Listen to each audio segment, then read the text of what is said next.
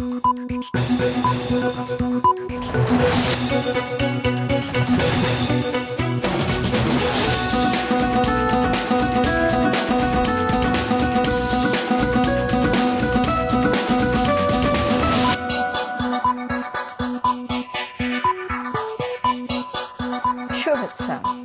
দুপুরের মাছরাঙার সংবাদে আপনাদের সঙ্গে আছি মৌমিতা জান্নাত। শুরুতে গার্ডিয়ান লাইফ ইন্স্যুরেন্স সংবাদ শিরোনাম।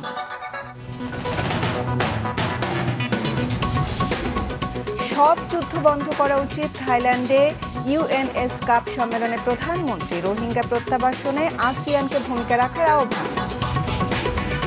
প্রচণ্ড গরমে অতিষ্ঠ জনজীবন, ক্ষতিকর 5 গ্যাসে বাড়ছে উত্তাপ। তীব্র তাপদাহে ঝরে পড়েছে আমের গুটি, ফলন বিপর্যয়ের আশঙ্কা।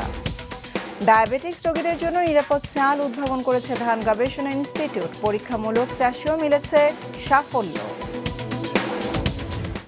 এবার বিস্তারিত সংবাদ।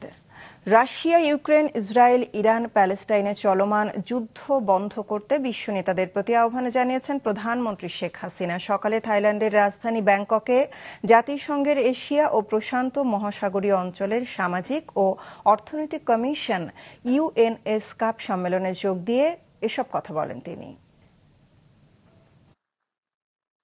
থাইল্যান্ড সফরের দ্বিতীয় দিনের শুরুতেই ইউএনএস কাপ সম্মেলনে যোগ দেন প্রধানমন্ত্রী শেখ হাসিনা। 23 মিনিট 7 সেকেন্ড বক্তব্যের প্রায় পুরোটা জুড়েই ছিল যুদ্ধবন্ধ, মানবাধিকার প্রতিষ্ঠা এবং বিশ্বব্যাপী টেকসই উন্নয়ন স্থিতিশীল করতে বিশ্ব নেতাদের প্রতি আহ্বান। গত 15 বছরে আওয়ামী লীগ সরকারের করা যুগান্তকারী উন্নয়ন কর্মকাণ্ডের নানা দিক তুলে ধরে প্রধানমন্ত্রী বলেন, এই মুহূর্তে দারিদ্র্য বিমোচন এবং জলবায়ু পরিবর্তনের প্রভাব মোকাবেলা সবচেয়ে গুরুত্বপূর্ণ issue. The Asia-Pacific region must put up a united front in tackling the climate crisis, biodiversity loss, and transboundary pollution. We need to push for ambitious climate financing goals beyond 2025 at COP29. ব্যবসা, বাণিজ্য, সংযোগ, বিনিয়োগ সহ বিভিন্ন খাতে বাংলাদেশ এখন একটি অপার সম্ভাবনার জায়গা উল্লেখ করে বিনিয়োগের জন্য আমন্ত্রণ জানান তিনি। যে কোনো সম্ভাবনা ও অগ্রগতিকে কাজে লাগানোর প্রধান প্রতিবন্ধকতা বিশ্বব্যাপী যুদ্ধকে না বলার পাশাপাশি নতুন এজেন্ডায় মনোযোগী হওয়ারও আহ্বান জানান। We must settle regional disputes and tension through dialogue. We must speak out against all forms of aggression and atrocities and say no to war. বাস্তুচ্যুত রোহিঙ্গাদের বাংলাদেশে আশ্রয় দেওয়ার পেছনে 1971-এ মুক্তিযুদ্ধকালীন গণহত্যা এবং ব্যক্তিগত ভয়াবহ অভিজ্ঞতার কথা তুলে ধরে রোহিঙ্গা সংকট মোকাবেলা এবং মিয়ানমারে অভ্যন্তরীণ সংঘাত নিয়ন্ত্রণে আসিয়ানকে ভূমিকা রাখার আহ্বান জানান Sheikh Hasina. The Rohingya repatriation process is also getting delayed. This is creating serious security risk within and beyond our territories. I take this opportunity to call upon the Asia-Pacific region, especially ASEAN, to play a proactive role in resolving the volatile situation in Myanmar. আলোচনার মাধ্যমে সমস্যার সমাধান সম্ভব উল্লেখ করে Russia, Ukraine, Israel, Iran, ফিলিস্তিনে চলমান যুদ্ধ বন্ধ করতে বিশ্ব নেতাদের প্রতি আহ্বান জানান প্রধানমন্ত্রী।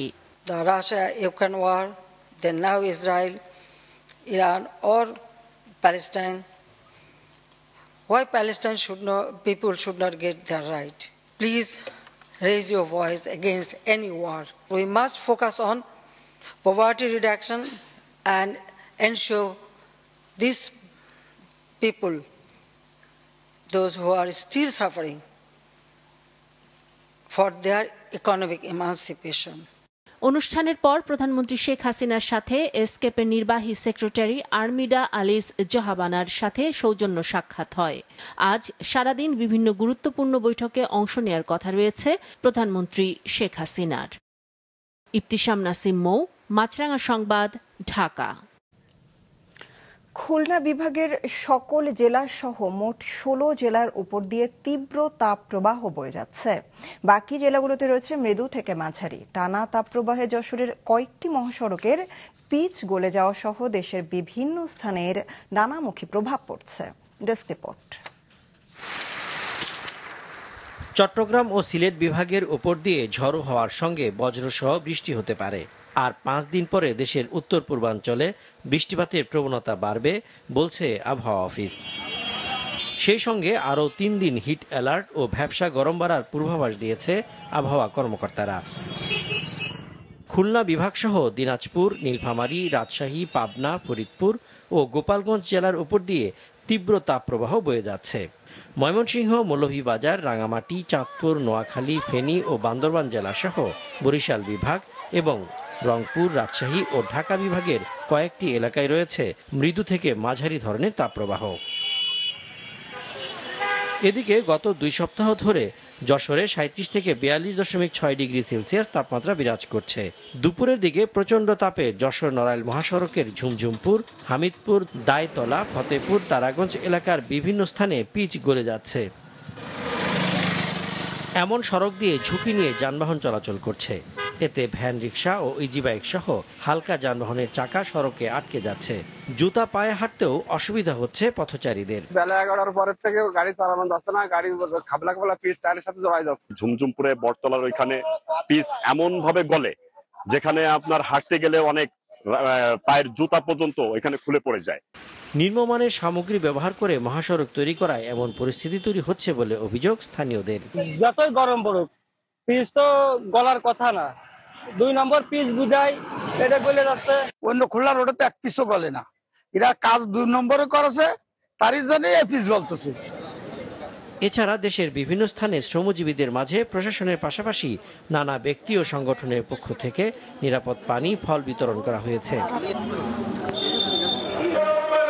অন্যদিকে আজও অনেক জেলাতে বৃষ্টির জন্য বিশেষ নামাজ ও মোনাজাত করা হয়েছে।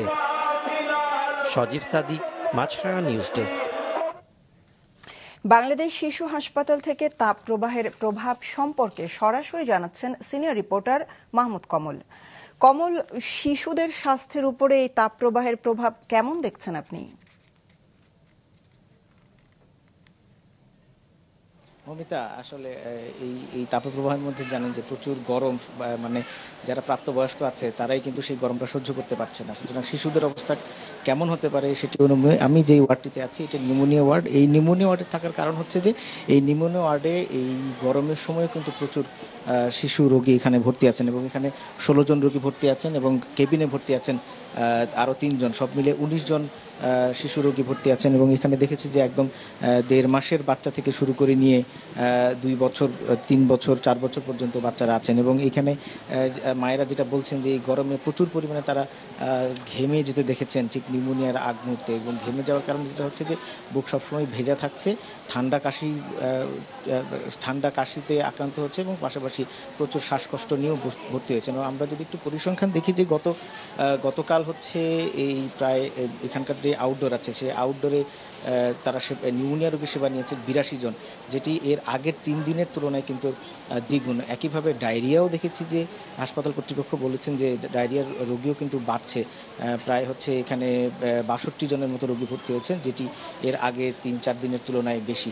একই সাথে দেখেছি এই যে নিউমোনিয়া এবং ডায়রিয়ার এই যে বেড়ে যাওয়া আসলে কি কারণে হয়েছে সেটি নিয়ে কিন্তু আইইডিসিআর এর মধ্যে গবেষণা শুরু করেছে। এবং এই মুহূর্তে এই ওয়ার্ডটিতেও তারা বিভিন্ন ধরনের প্রশ্ন করছেন, যারা রোগীর স্বজন আছেন মায়েদেরকে জিজ্ঞেস করছেন আসলে কতদিন ধরে তারা ভর্তি আছেন, কেন, আগের পরিস্থিতি কি হয়েছে এবং কি ধরনের সিচুয়েশন তারা মোকাবেলা করছেন। সব মিলিয়ে কিন্তু আইইডিসিআরও চেষ্টা করছে যে কি কারণে এই সময়টাতে নিউমোনিয়া বেড়ে গেল সেটি তারা খুঁজে দেখার চেষ্টা করছেন। সব মিলিয়ে বলা যায় যে আসলে মায়েরা সবচেয়ে বেশি ভুগছেন তাদের শিশুদের নিয়ে যে এই নিউমোনিয়া আক্রান্ত হওয়ার ফলে।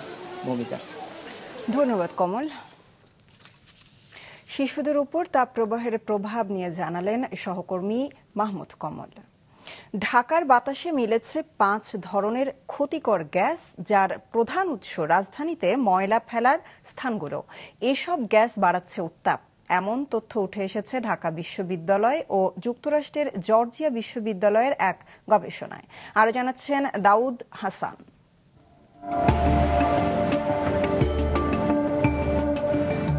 রাজধানী ময়লা আবর্জনার বড় একটি অংশ ফেলা হয় আমিনবাজারের এই এলাকায়। এমন আরও 9টি জায়গা রয়েছে যেখানে কার্বন মনোঅক্সাইড সহ 5 ধরনের বিষাক্ত গ্যাস তৈরি হচ্ছে প্রতিনিয়ত। ময়লা ছাড়া ইটভাটা, যানবাহন ও শিল্প কারখানার ধোঁয়া থেকেও এসব গ্যাস তৈরি হচ্ছে, যা মিশছে বাতাসে, বাড়াচ্ছে তাপমাত্রা। সম্প্রতি ঢাকা বিশ্ববিদ্যালয় ও যুক্তরাষ্ট্রের জর্জিয়া বিশ্ববিদ্যালয়ের একদল গবেষকের গবেষণায় উঠে আসে এসব তথ্য।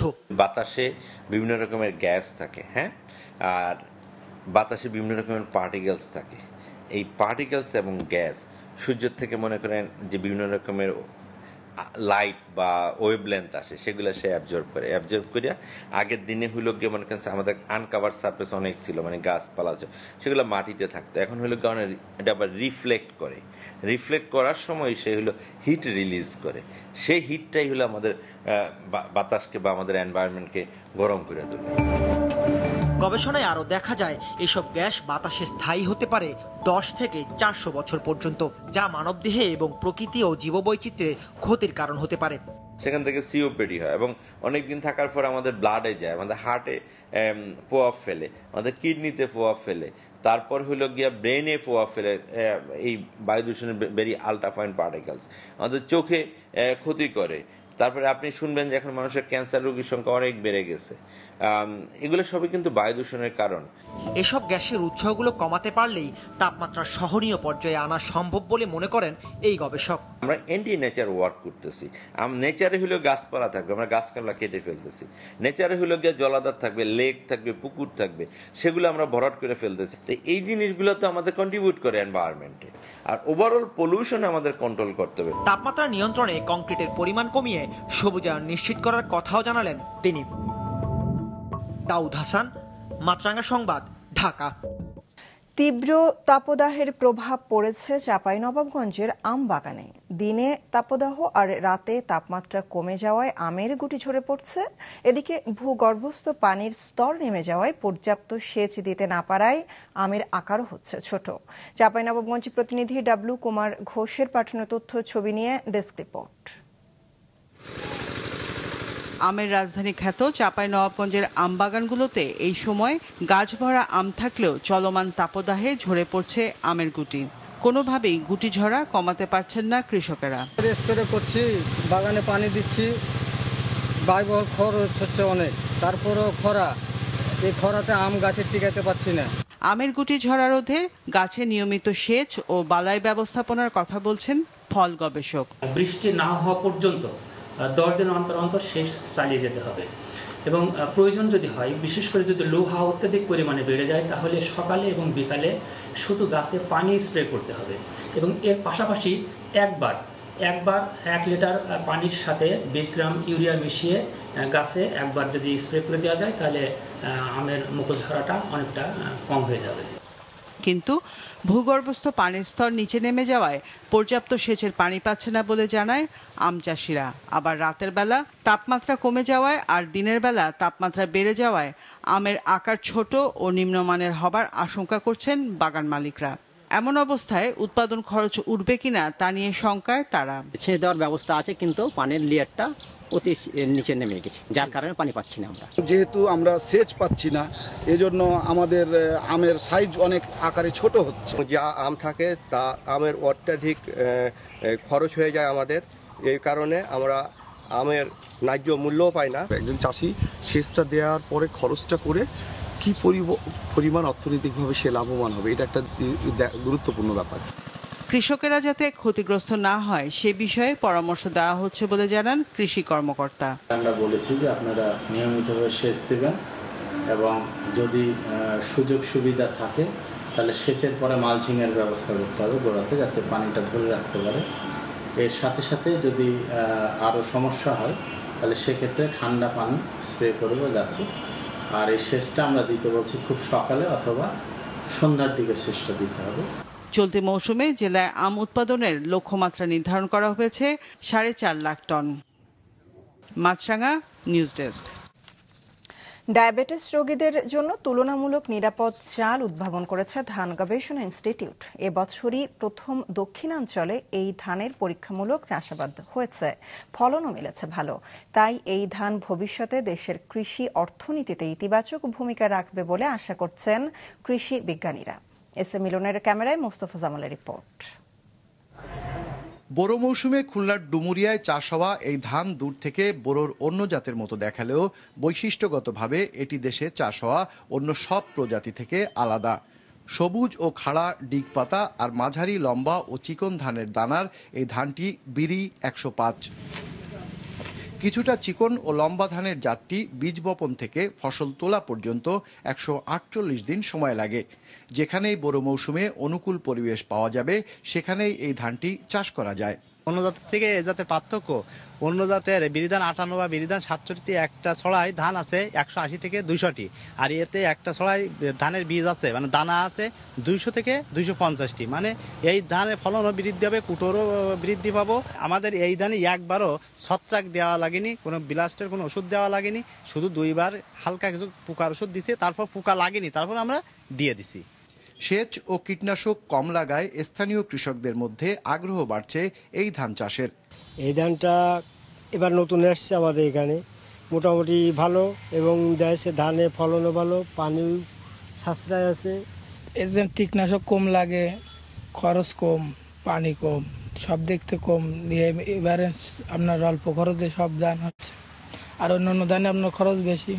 কৃষি কর্মকর্তারা বলছেন ধানটি দক্ষিণাঞ্চলের জন্য উপযোগী এবং হেক্টর প্রতি অন্য ধানের চেয়ে এর ফলন বেশি পাওয়া গেছে পরীক্ষামূলক চাষে। প্রায় 4টা জায়গায় আমরা করেছি, প্রায় 4 একর জায়গায়, যে আসলে প্রত্যেক জায়গায় কৃষক কিন্তু আসলে ব্যাপক ফলন পাচ্ছে, যে আসলে আমাদের 6.5 থেকে 7.5 টনের মতো অন অ্যান এভারেজ ফলন আমরা বিভিন্ন জায়গায় নমুনা শস্য কর্তন করে পেয়েছি। এবং আমরা দেখেছি যে আসলে এটা নতুন ধান হওয়ার কারণে যে আমাদের যে আসলে রোগ এবং পোকামাকড়ের আক্রমণটা কিন্তু অনেক কম। বিরি ধান 105 থেকে পাওয়া চালে কার্বোহাইড্রেটের পরিমাণ তুলনামূলক কম এবং সে কারণেই একে ডায়াবেটিক ধান বলা হচ্ছে। দেশে ও বিদেশে এই ধানের চালের বাণিজ্যিকভাবে ব্যাপক চাহিদা রয়েছে বলছেন বিজ্ঞানীরা। এই যে 105-এর যে গ্লাইসেমিক ইন্ডেক্স সেটা হলো 55-র নিচে। আমাদের দেশেই তো মার্কেট আছে, ডায়াবেটিক পেশেন্ট যারা আছে তাদের একটা দেশে মার্কেট আছে, এবং এটা যদি আমরা মনে করি বাহিরে রপ্তানি করবো ডায়াবেটিক ক্রাইসিস হবে, সেটারও কিন্তু একটা বিশাল ভ্যালু আছে। হ্যাঁ, সুতরাং এইটা যারা উদ্যোক্তা যারা ব্যবসা করবে, ব্যবসা যেমন একটা দারুণ উন্মুক্ত হবে এবং আমরা রপ্তানি একটা বাণিজ্য সেটাও কিন্তু আমরা করতে পারবো। বিরি 105 একটি উচ্চ ফলনশীল জাতের ধান, যার বীজ কৃষক নিজেরাই উৎপাদন ও সংরক্ষণ করতে পারবে। ফলে কৃষককে বীজের জন্য অন্য কোনো দেশ বা কোনো কোম্পানির উপর নির্ভরশীল হতে হবে না। বীজ সত্ত্ব কৃষকেরই থাকবে বলছে ধান গবেষণা ইনস্টিটিউট। মোস্তফা জামাল, মাছরাঙা সংবাদ, খুলনা। টাঙ্গাইল শাড়িকে নিজেদের দাবি করে ভারতের করা নিবন্ধন বাতিলে আইনি প্রক্রিয়া শুরু করেছে বাংলাদেশ। শীঘ্রই এ বিষয়ে ইতিবাচক অগ্রগতি হবে বলে জানিয়েছে শিল্প মন্ত্রণালয়।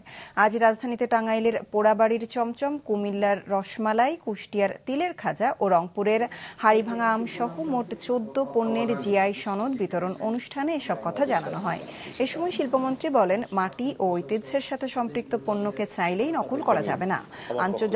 আঞ্চলিক সব পণ্যের জিআই সনদ প্রক্রিয়া কার্যক্রম এগিয়ে নিতে জেলা প্রশাসকদের আহ্বান জানান মন্ত্রী। এ নিয়ে মোট 31টি পণ্য জিআই সনদ পেল, আর অনুমোদনের অপেক্ষায় আছে আরও 77টি পণ্য। যেহেতু আমরা পার্শ্ববর্তী দেশ, অনেকে গেছে অন্য কোনো পার্সপেক্টিভে হয়তো তারা দাবি করেছে, and we have to prove ইট। স্বাভাবিকভাবে করতেই পারে একজন, এবং সেটাকে আমরা নিশ্চয়ই আমাদের দাবি সঠিক, এবং আমরা অবশ্যই আশা করি টাঙ্গাইলের যে শাড়ি যে ইয়েটা আমাদেরই থাকবে বাংলাদেশে। বিদেশি যারা আছে তারাও যেন আমাদের প্রতি অ্যাট্রাক্ট পাচ্ছি, এবং মানসম্মত যে প্রোডাক্ট এগুলি আমরা তৈরি করতে চাই এবং তৈরি হচ্ছে আমাদের এখানে।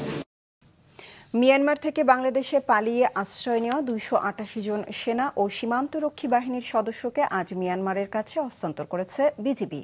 ভোর 5:30টার দিকে কক্সবাজার শহরের নুনিয়ার ছড়া বিআইডব্লিউটি এর ঘাটে মিয়ানমারের প্রতিনিধি দলের কাছে পালিয়ে আসা বিজিপি সদস্যদের হস্তান্তর করা হয়।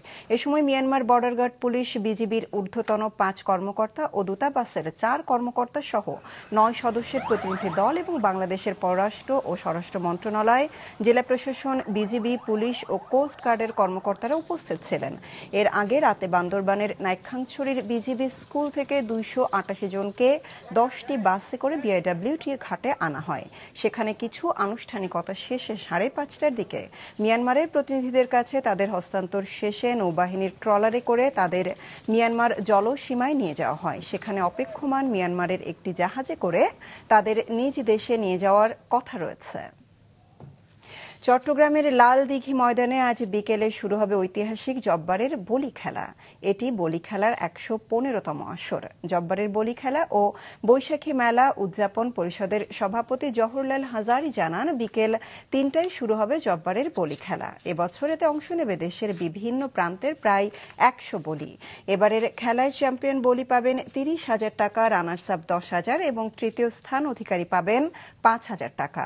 1909 সালে চট্টগ্রাম নগরীর বদরপতি এলাকায় ব্যবসায়ী আব্দুল জব্বার সওদাগর ব্রিটিশ বিরোধী আন্দোলন বেগবান করতে চালু করেন এক ধরনের কুস্তি প্রতিযোগিতা। তার মৃত্যুর পরই এটি পরিচিতি পায় জব্বারের বলি খেলা নামে। আন্তর্জাতিক গাজার 2টি প্রধান হাসপাতালে গণকবর পাওয়ার ঘটনায় বিশ্বাসযোগ্য তদন্তের আহ্বান জানিয়েছে জাতিসংঘ। ইসরায়েলি সেনারা হাসপাতাল দুটিতে সামরিক অভিযান চালিয়েছিল। গাজা কর্তৃপক্ষ জানিয়েছে, ইসরায়েলের অব্যাহত হামলায় প্রাণহানি 34,500 ছাড়িয়েছে। এমন অবস্থায় যুক্তরাষ্ট্রের পক্ষ থেকে ইসরায়েলকে $26 বিলিয়ন বরাদ্দ দেওয়া হয়েছে, যার মাঝে মাত্র $1 বিলিয়ন খরচ হবে গাজায় মানবিক সহায়তায়। এদিকে ধরপাকড়ের পরও যুক্তরাষ্ট্রের বিশ্ববিদ্যালয়গুলোতে ইসরায়েলের বিরুদ্ধে শিক্ষার্থীদের বিক্ষোভ ছড়িয়ে পড়েছে। শেষ করার আগে গার্ডিয়ান লাইফ ইন্স্যুরেন্স সংবাদ শিরোনামগুলো আরও একবার। সব যুদ্ধ বন্ধ করা উচিত, থাইল্যান্ডে ইউএনএস কাপ সম্মেলনে প্রধানমন্ত্রী। রোহিঙ্গা প্রত্যাবাসনে আসিয়ানকে ভূমিকা রাখার আহ্বান। প্রচণ্ড গরমে অতিষ্ঠ জনজীবন, ক্ষতিকর 5 গ্যাসে বাড়ছে উত্তাপ। তীব্র তাপদাহে ঝরে পড়েছে আমের গুটি, ফলন বিপর্যয়ের আশঙ্কা। ডায়াবেটিক্স রোগীদের জন্য নিরাপদ চাল উদ্ভাবন করেছে ধান গবেষণা ইনস্টিটিউট। পরীক্ষামূলক চাষেও মিলেছে সাফল্য। এই ছিল এখনকার মতো। ফেসবুক আপডেট পেতে ভিজিট করুন মাছরাঙা টেলিভিশনের পেজে। ইউটিউব চ্যানেলেও দেখতে পারেন আমাদের সংবাদ, প্রতিবেদন, অনুষ্ঠান। আমাদের পরবর্তী সংবাদ বিকেল 5টায় দেখার আমন্ত্রণ রইল।